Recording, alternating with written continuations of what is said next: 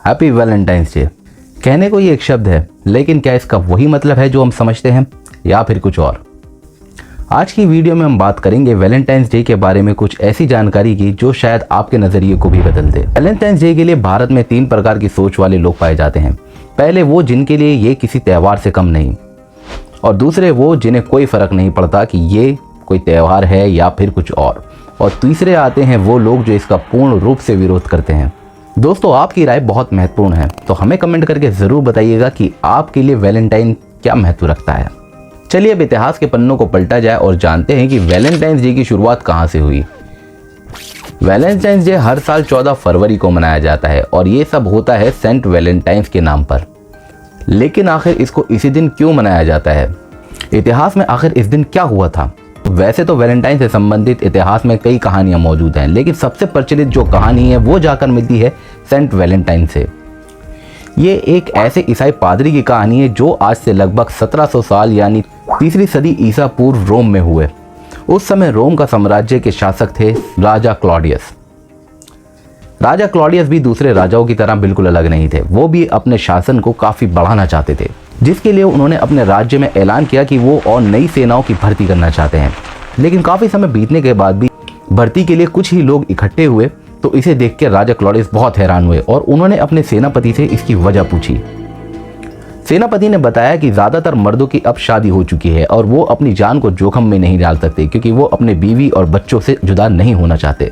ये सुनकर राजा क्लॉडियस बहुत गुस्सा हुए और उन्होंने शादी पर ही प्रतिबंध लगा दिया। लेकिन राजा क्लॉडियस के इस फरमान के विरुद्ध जो एक व्यक्ति काम कर रहे थे वो थे सेंट वैलेंटाइन। सेंट वैलेंटाइन ने उसी दौरान कई लोगों की शादियां करवाई और धीरे धीरे ये बात राजा क्लॉडियस के कानों तक भी पहुंच गई। जैसे ही राजा क्लॉडियस को ये पता चला, उसने फौरन सेंट वैलेंटाइन की गिरफ्तारी का आदेश दे दिया। जिस समय सेंट वैलेंटाइन अपनी जेल के अंदर सजा भुगत रहे थे, उसी समय एक सिपाही जो उनकी जेल के बाहर खड़ा था वो उनकी व्यवहार से बहुत ज्यादा प्रेरित हुआ। उसी सिपाही की एक बेटी थी जो अपनी आंखों से देख नहीं सकती थी। दिन वो सिपाही अपनी बेटी को लेकर सेंट वैलेंटाइन के पास आया उन्हें मिलवाने के लिए, और सेंट वैलेंटाइन ने अपना चमत्कार दिखाते हुए उस लड़की की आंखों की रोशनी लौटा दी। इस चमत्कार से अब तो उस सिपाही का पूरा परिवार ही सेंट वैलेंटाइन का मुरीद बन चुका था। ये बात धीरे धीरे राजा क्लॉडियस के कानों तक भी पहुंच गई। इस बात के बाद राजा क्लॉडियस ने सेंट वैलेंटाइन को अपने दरबार में बुलाया।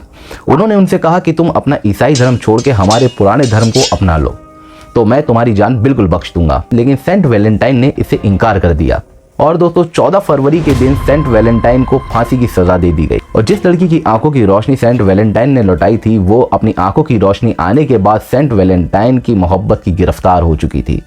जी हाँ, ये एक मोहब्बत थी जो अधूरी रह गई, जिसको सूली पर चढ़ा दिया गया 14 फरवरी के दिन।